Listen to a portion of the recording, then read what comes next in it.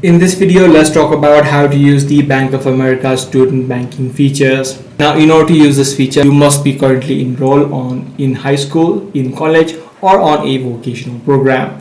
And you should be under the age of 25 to automatically waive the monthly maintenance fee. So some of the benefits that you get with the student banking is, as I said, you do not have any sort of monthly fees. There are no overdraft item fees, as well as you get a debit card with a zero liability, and you get the convenience access, which is you can get cash from thousands of ATMs that are around your area. Now, Bank of America does not provide a separate standalone student account. Instead, student benefits can be integrated directly into the Advantage SafeBalance or the Advantage Plus accounts.